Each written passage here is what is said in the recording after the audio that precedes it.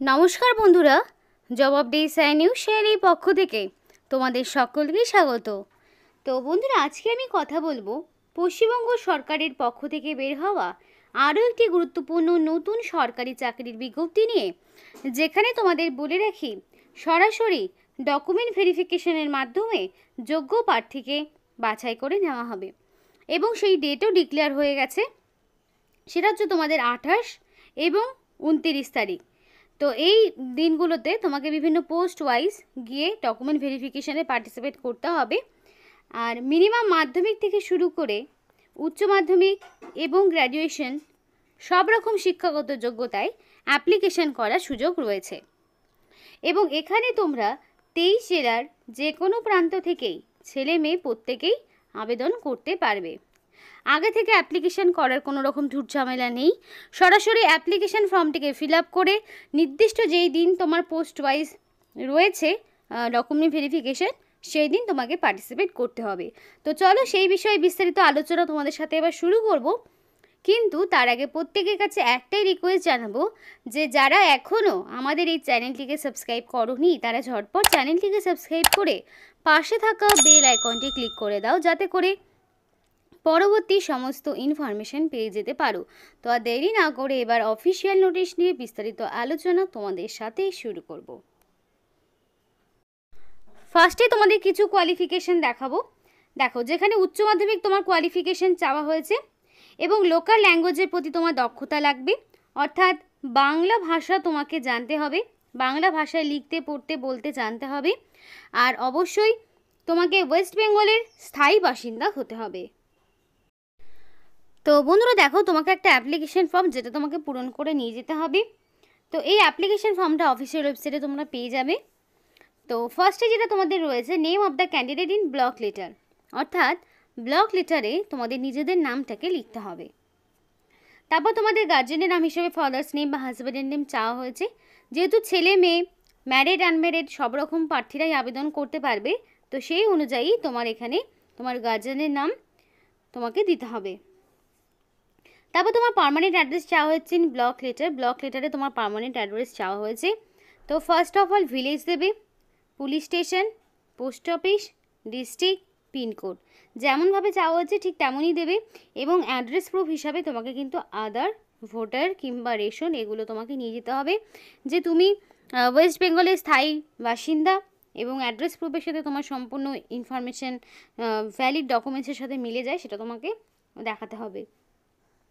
তারপর জেন্ডার তোমাকে চুজ করতে হবে, মেল ফিমেল বোথ আবেদন করতে পারবে।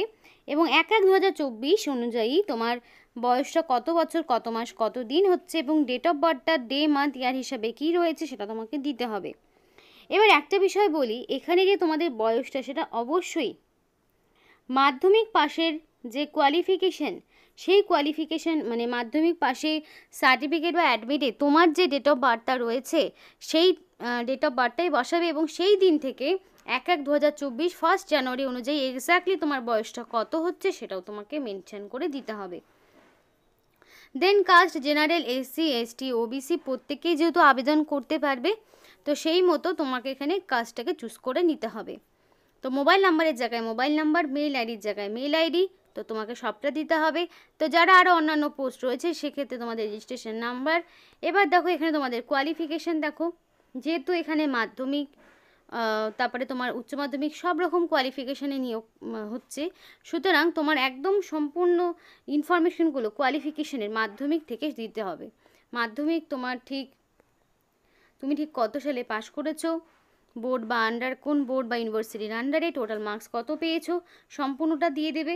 ঠিক তেমনভাবে আবার তোমাকে উচ্চ মাধ্যমিক তুমি কোন সালে পাশ করেছো, তোমার বোর্ড বা ইউনিভার্সিটির নাম কি, সেই সম্পূর্ণ ইনফরমেশন তোমাকে ইনপুট করতে হবে। যদি গ্র্যাজুয়েশন হয় তাহলে সেই মতো সমস্ত রকম ইনফরমেশন তোমাকে ইনপুট করে দিতে হবে। যদি তুমি এর আগে কোনো রকম এমপ্লয়ি হয়ে থাকো, এক্সপিরিয়েন্স যদি তোমার থাকে তাহলে তুমি দেবে, যদি না থাকে তাহলে দেওয়ার প্রয়োজন নেই, আর থাকলে পারে দিতে হবে যদি তুমি দেখাতে চাও। তারপর তোমার ডিক্লারেশনে প্লেস এবং ডেট দিতে হবে, সিগনেচারের জায়গায় সিগনেচার করে দিতে হবে, একদম রানিং হ্যান্ডরাইটিংয়ে ফুল সিগনেচার করে দেবে। তারপরে কি হবে, এখানে সম্পূর্ণ রকম ডকুমেন্টসগুলো যেমন তোমরা কপি নিয়ে যাবে, মানে সেগুলো জেরক্স কপি, অবশ্যই সেলফ অ্যাটাস্টেড করে যেমন নিয়ে যাবে তেমনই আবার তোমাকে অরিজিনালও নিয়ে যেতে হবে। তো এই বিষয়গুলো একটু মাথায় রাখবে, অরিজিনাল ডকুমেন্টস ছাড়া কিন্তু হবে না।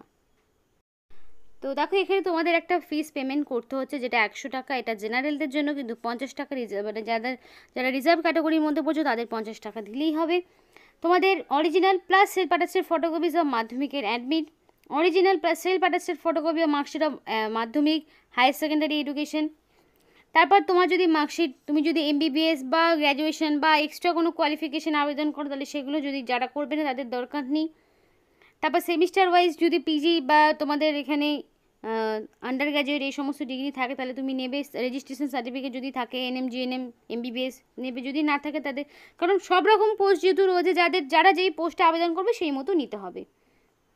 তারপরে তোমাকে কাস্ট সার্টিফিকেট যদি থাকে, তুমি সেলফ অ্যাটাস্টেড তো নিবেই, সাথে অরিজিনাল, প্রত্যেকটা documents original plus self attested সবটাই দিতে হবে। যদি ওয়ার্কিং এক্সপিরিয়েন্স থাকে তাহলে তুমি দেবে, যদি না থাকে দেওয়ার প্রয়োজন নেই। Original plus self attested photocopy of Aadhaar card, voter card এবং আদার্স অ্যাড্রেস প্রুফ, এগুলোর মধ্যে যে কোনো একটি তুমি দেবে। এবং পার্মানেন্ট রেসিডেন্সিয়াল প্রুফ হিসেবে, মানে রেসিডেন্সিয়াল প্রুফ হিসাবে তোমাকে ভোটার অথবা রেশন কার্ডের মধ্যে যে কোনো একটি সেলফ অ্যাটাস্টেড করে নিয়ে যেতে হবে। এবং 2 রিসেন্ট কালার পাসপোর্ট সাইজের ফটো, সেটাও তোমাকে নিয়ে যেতে হবে। তো এখানে যা যা ডকুমেন্টস বললাম সেগুলো তোমাদেরকে নিয়ে যেতে হবে। আশা করছি বুঝতে পারলে। এবার দেখো এখানে যে তোমরা ফিসটা দেবে সেটা কোথায় দেবে, কিভাবে দেবে। তো তারপরে দেখো এখানে তোমাকে অ্যাকাউন্ট নাম্বার দেওয়া রয়েছে। এখানে এই অ্যাকাউন্ট নাম্বারে তোমাকে ফিসটাকে পেমেন্ট করতে হবে। আইএফসি কোড রয়েছে, ব্যাংকের নামও দেওয়া রয়েছে। এই অ্যাকাউন্টে তোমাকে ফিসটাকে পেমেন্ট করে দিতে হবে। তো আশা করছি বোঝা গেল। তো সিলেকশন প্রসেসে যাওয়ার জন্য তোমাকে কিন্তু কোনো রকম ফিস দেওয়া হবে না, সম্পূর্ণ নিজ খরচে যেতে হবে।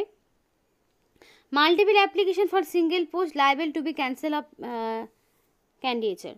তো একটা পোস্টের জন্য একাধিকবার অ্যাপ্লিকেশন একেবারেই করবে না। One candidate may apply for multiple post if she or he eligible. অর্থাৎ তুমি যদি এলিজেবল হয়ে থাকো বিভিন্ন রকম পোস্টে আবেদন করার জন্য, তুমি করতে পারবে, কিন্তু একই পোস্টের জন্য একাধিকবার আবেদন করতে পারবে না।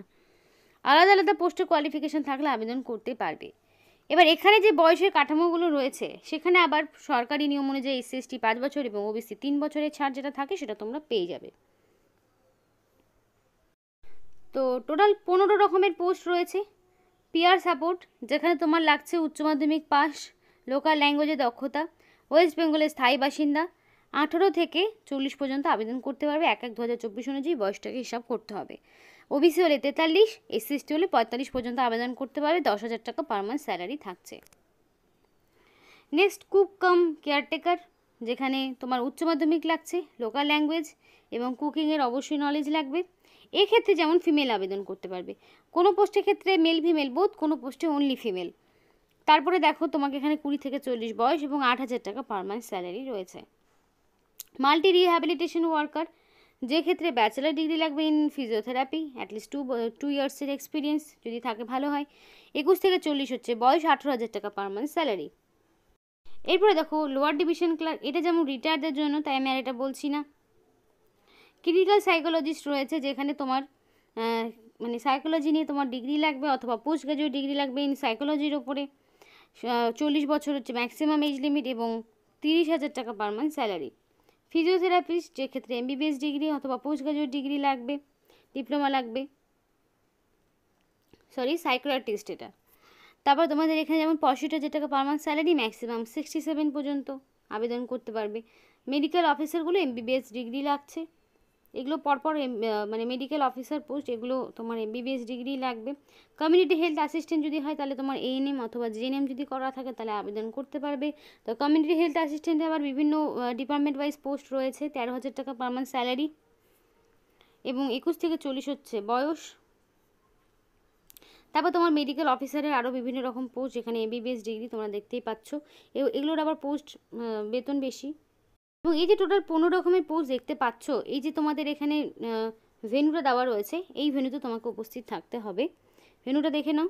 এবং বিভিন্ন পোস্ট হয়ে আলাদা আলাদা রয়েছে, কোনো পোস্টে 29 তারিখ, কোনো পোস্টে 28 তারিখ, কোনো পোস্টে 27 তারিখ। রেজিস্ট্রেশন টাইম তোমাদের রয়েছে 10:30 থেকে 12টা। তো সেই দিন গিয়ে তোমাকে কিন্তু রেজিস্ট্রেশনটা করাতে হবে এবং সেই দিনই তোমার ডকুমেন্ট ভেরিফিকেশন বা ইন্টারভিউ যেটা হওয়ার হবে। তো একদম কোনোটার আবার 23 তারিখও রয়েছে। তো সেই মতো তুমি যেই পোস্টে আবেদন করবে সেই মতো তোমাকে যেতে হবে, নির্দিষ্ট সময় নির্দিষ্ট ঠিকানায়। তো নিয়োগটি government of West Bengal district health and family welfare সমিতির পক্ষ থেকে করা হচ্ছে। তো খুব ভালো কোয়ালিফিকেশানে ভালো পোস্টে নিয়োগ করা হচ্ছে, যদি কোয়ালিফিকেশান থাকে অবশ্যই আবেদন করো। তো এই ছিল আজকে সম্পূর্ণ ভিডিও, ভালো লাগলে অবশ্যই লাইক এবং চ্যানেলটিকে সাবস্ক্রাইব করে আমাদের সাপোর্ট করো, আমাদের সাথে থেকো, পাশে থেকো। আর ভিডিওটি সম্পূর্ণ দেখার জন্য তোমাদের সকলকে অসংখ্য ধন্যবাদ।